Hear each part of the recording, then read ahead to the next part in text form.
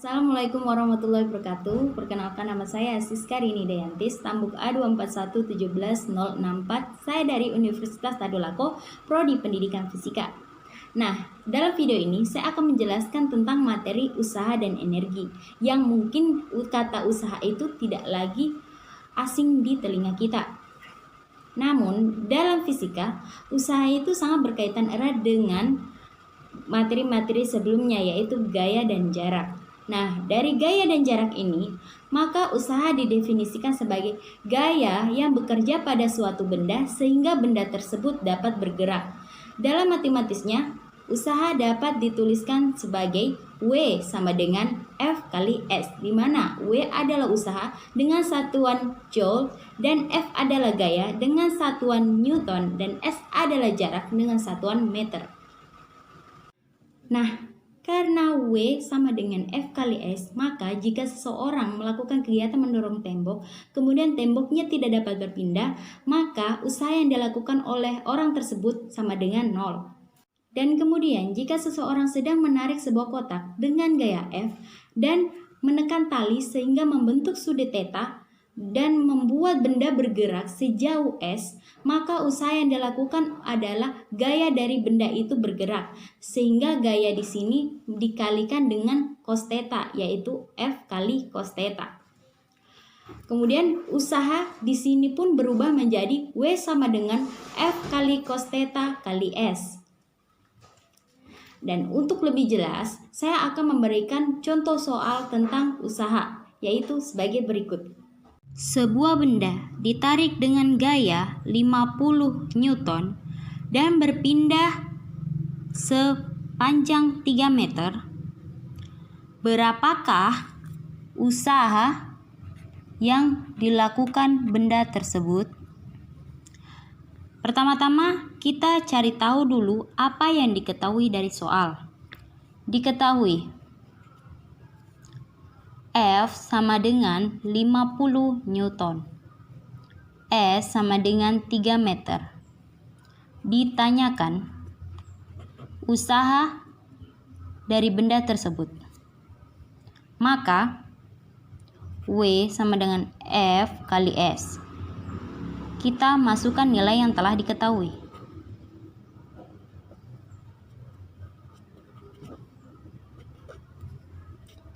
Dan usaha yang dilakukan oleh benda tersebut yaitu sebesar 150 Joule. Nah, selanjutnya kita bahas tentang energi. Energi didefinisikan sebagai kemampuan untuk melakukan usaha.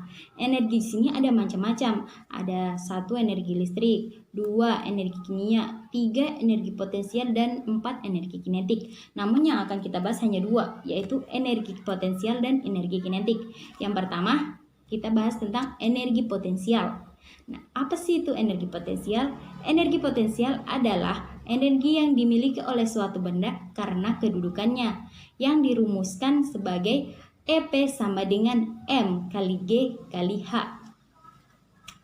EP di sini adalah energi potensial dengan satuan Joule, M di sini adalah massa dengan satuan kilogram, G adalah percepatan gravitasi, satuannya M per sekon pangkat 2, kemudian H adalah ketinggian dengan satuan meter.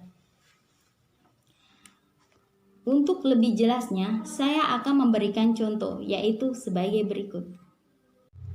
Sebuah benda dengan massa 10 kg berada pada ketinggian 3 meter, kemudian jatuh pada ketinggian 1,5 meter. Berapakah energi potensial jika percepatan gravitasinya adalah 10 meter per sekon? Untuk menyelesaikan soal ini, kita harus cari tahu dulu apa yang diketahui dari soal. Diketahui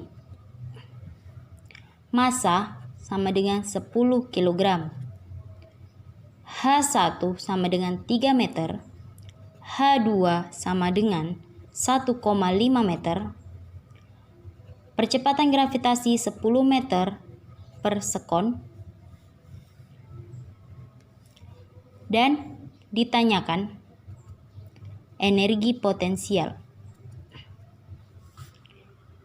Terlebih dahulu, kita mencari energi potensial 1 dan energi potensial 2. Karena ketinggiannya ada 2, yaitu H1 dan H2.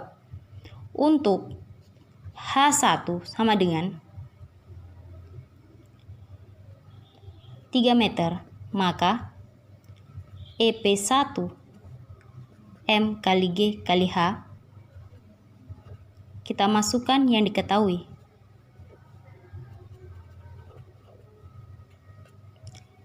Untuk H2 sebesar 1,5 meter, yaitu untuk EP2 M kali G kali H, masukkan nilai yang diketahui.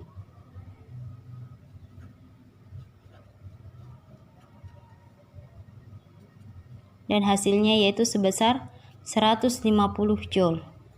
Untuk mencari energi potensial akhir, maka EP sama dengan EP1 dikurang EP2 sama dengan 300 Joule dikurang dengan 150 Joule, hasilnya sebesar 150 Joule.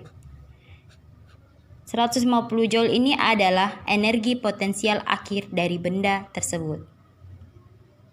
2. Energi kinetik. Nah, energi kinetik, apa sih itu energi kinetik? Energi kinetik adalah energi yang dimiliki benda ketika melaju dengan kecepatan tertentu.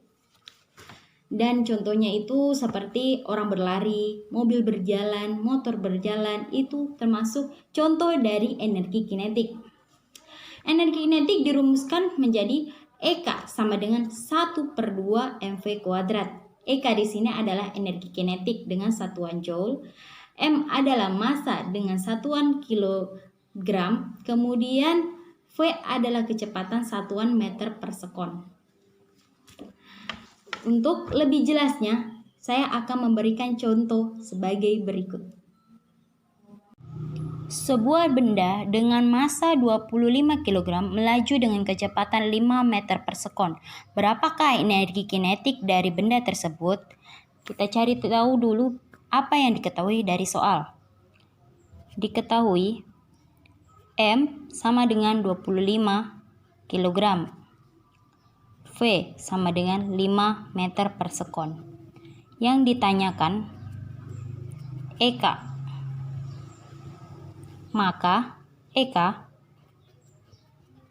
sama dengan 1/2 mv kuadrat. Sehingga kita kasih masukan yang diketahui, yaitu 25 kg dikali dengan 5 meter per sekon kuadrat.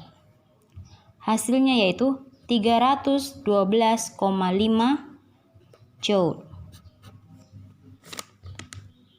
Nah, selanjutnya kita akan membahas tentang energi mekanik. Apa sih itu energi mekanik? Bukannya tadi kita hanya akan membahas dua energi, yaitu energi potensial dan energi kinetik? Yaps, betul sekali. Ya, tapi yang perlu kalian tahu, energi mekanik ini adalah penjumlahan dari energi potensial dan energi kinetik. Sehingga rumusnya yaitu EM1 sama dengan EM2. Kenapa EM1 sama dengan EM2? Karena energi mekanik ini bersifat konstan, namun energi potensial dan energi kinetiknya dapat berubah-ubah sesuai dengan posisi dan ketinggiannya. Nah, EM1 sama dengan EM2 ini yaitu MGH1 ditambah 1/2 MV pangkat 21 sama dengan MGH2 ditambah dengan 1/2 MV kuadrat 2 yang biasa dikenal dengan hukum kekekalan energi mekanik. Untuk lebih jelasnya, saya akan memberikan contoh soal sebagai berikut. Sebuah benda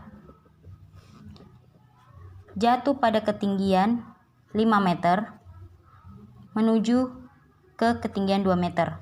Berapakah kecepatan akhir benda jika G atau percepatan gravitasinya adalah 10 meter per sekon kuadrat? Kita cari tahu dulu apa yang diketahui. Yang diketahui yaitu H1 sama dengan 5 meter, kemudian H2 sama dengan 2 meter, G sama dengan 10 meter per sekon kuadrat, Kemudian V1 sama dengan 0 atau kecepatan awalnya adalah 0. Yang ditanyakan V2.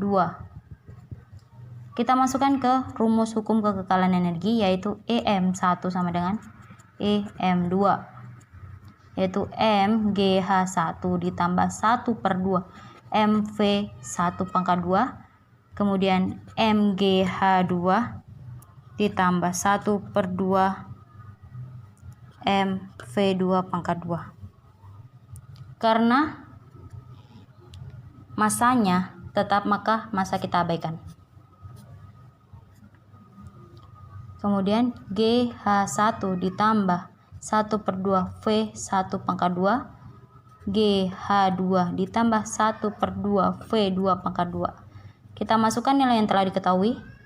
10 kali 5 ditambah 1/2 dikali 0, 10 dikali 2 ditambah 1/2 kali V2 pangkat 2. Hasilnya 50 ditambah dengan 0, 20 ditambah dengan 1/2 V2 pangkat 2. Kemudian kita pindah ruaskan 1/2 V2 pangkat 2 karena pindah ruas jadi, sehingga 50 dikurang dengan 20.